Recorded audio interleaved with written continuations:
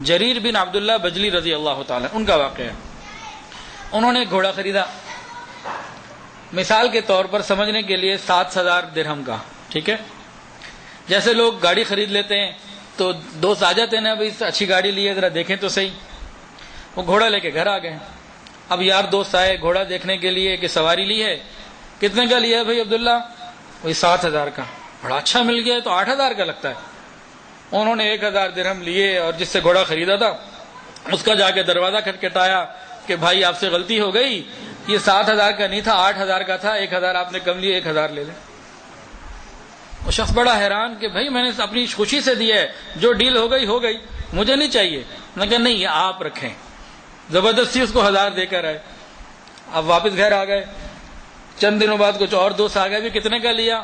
8,000 کا. یار آپ تو بڑا اچھا سودا لے لیتے ہو، تو 9,000 کا لگتا ہے. آپ نے تو بڑی اچھی ڈیل کی. ان کی بات سنی، اگلے دن 1,000 اور لیا اور چلے گئے. پھر مجبوری میں زبردستی دے کر آیا اس کو حضرت عبداللہ رضی اللہ تعالیٰ عنہ. اب تیسری دفعہ کسی اور نے کہہ دیا، کوئی دیکھنے آیا کہ کتنے کا؟ 9,000 کا. تو 10,000 کی چیز ہے، آپ کو اچھی مل گئی ماشاءاللہ. یہ سنا 1,000 اور پکڑا اور چلے گئے. وہ تو لڑنے کو آ گیا، کہنے لگا حضرت مجھے نہیں چاہیے، آپ کیا بار بار پیسے لے کے آ رہے ہیں، مسئلہ کیا ہے؟ کہنے لگے میں نے رسول اللہ صلی اللہ علیہ وسلم کے مبارک ہاتھ پر بیعت کی ہے، میں نے نبی علیہ السلام کے ہاتھ پر بیعت کی ہے کہ دوسرے کے ساتھ خیر خواہی کرنی ہے، میں تو خیر خواہی کروں گا. تو تاجر کو خیر خواہ ہونا چاہیے. جب یہ خیر خواہ تھے تو انڈونیشیا، ملائیشیا، فلپائن یہ سب کیسے مسلمان ہوئے؟ مسلمان فوجیں نہیں پہنچی، یہ تاجر یہاں پہنچے تھے. علماء نہیں پہنچے تھے، تاجر یہاں پہنچے تھے. کتابوں میں لکھا ہے کہ وہاں تو تجارت تو ہوتی تھی، انہوں نے جا کے دکانیں کھولنی، جو بھی منڈی ہے جو اس انداز کو اس زمانے کا حساب ہوگا. چند ہی دنوں بعد وہاں کے مقامی لوگ مقامی دکانداروں کو چھوڑ کر ان سے سودا خریدنے لگے. اب دکاندار کو تو پریشانی ہوتی ہے کہ بھئی میں بھی اسی ملک کا ہوں، خریدنے والا بھی اسی ملک کا ہے، باہر سے آ کے بیٹھا، اس کے بعد لائن لگی ہوئی ہے. اور دن میں کئی دفعہ یہ دکانیں بند بھی کر دیتے ہیں، جو بھی اس کا انداز ہوگا. اس زمانے میں شٹر تو نہیں ہوں گے، جو بھی طریقہ کاروبار بند بھی کرتے ہیں. بڑے حیران ہوئے. تو ایک وفد بنا کے ان تاجر مسلمانوں کے پاس گئے، کہنے لگے تمہارا پاس عمل کیا ہے، کیا کرتے ہو؟ یہ کیسے کاروبار ہے کہ ہمارے بھائی ہم سے نہیں لیتے، تم سے لیتے، اور دن میں تم دکانیں بھی بند کر دیتے ہو؟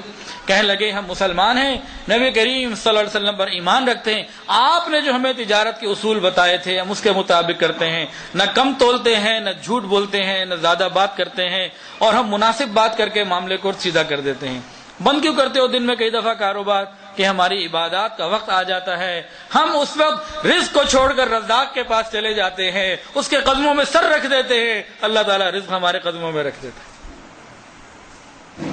جب یہ باتیں انہوں نے سنی، نے کہا اچھا ہمیں بھی بتاؤ، ہم بھی اچھے تاجر بننا چاہتے ہیں. تو پورے علاقے مسلمان ہو گئے. اور ایک کتنی عجیب بات ہے، صحابہ کرام کے بازار میں یہودی داخل ہوتے تھے ایک طرف سے، دوسری طرف سے نکلتے تو کلمہ پڑھ لیا کرتے تھے، صحابہ کرام کے اعمال اور تجارت کے انداز کو دیکھ کر. آج ہمارے بازار میں ایک طرف سے داخل ہوتا ہے اور دوسری طرف سے نکل رہے ہیں تو بعض اوقات گالیاں دیتا ہوا جاتا ہے. یہ کیسے لوگ ہیں؟ کتنا فرق آ گیا. حضور پاک صلی اللہ علیہ وسلم نے فرمایا کہ سچا اور امانت والا تاجر قیامت کے دن انبیاء اور شہداء کے ساتھ ہوگا. میرے بھائیو، تاجروں کو کتنی بڑی نعمت مل گئی دکان، کہ یہ یہاں سے دین کو سیکھ کر تجارت کریں، قیامت کے دن رسول اللہ صلی اللہ علیہ وسلم انبیاء کے ساتھ کھڑے ہوں. چھوٹی بات ہے، بہت بڑا مقام ہے. لیکن یہ کون سی تجارت ہے جو سیکھ کر ہو؟